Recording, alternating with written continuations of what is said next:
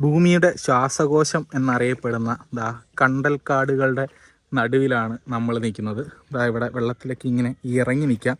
ഇത് സാമ്പ്രാണിക്കൊടിയൊന്നുമല്ല, കൊല്ലം അഷ്ടമുടി കായലുകൾ തമ്മിൽ ബന്ധിക്കുന്ന ഒരു തുരുത്താണ് ഈ കാണുമെന്ന് പറഞ്ഞു കഴിഞ്ഞാൽ. ഇത് മൺട്രോ തുരുത്തിനടുത്തുള്ള ഒരു തുരുത്താണ്.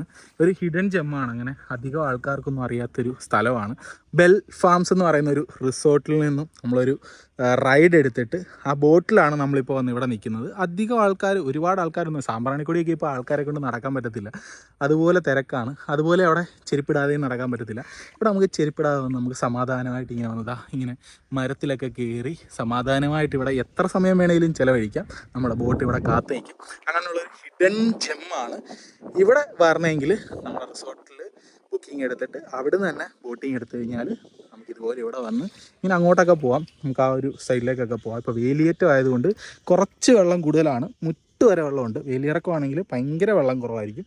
ഇതിലും താഴെ ആയിരിക്കും വെള്ളം എന്ന് പറയുന്നത്. ഏകദേശം 20ഓളം വെറൈറ്റി കണ്ടൽ ചെടികളുള്ളൊരു സ്ഥലമാണ് ഈ മൺട്രോ ഐലൻഡ് എന്ന് പറയുന്നത്. അതെല്ലാം കണ്ട് ആസ്വദിച്ച് നമുക്കിത് കൂട്ട് വെള്ളത്തിലേക്ക് ഇറങ്ങി നിന്ന് കാഴ്ചകളൊക്കെ കണ്ട് അടിപൊളിയായിട്ട് ഫാമിലിയായിട്ട് സ്പെൻഡ് ചെയ്യാൻ പറ്റിയൊരു സ്ഥലമാണ്.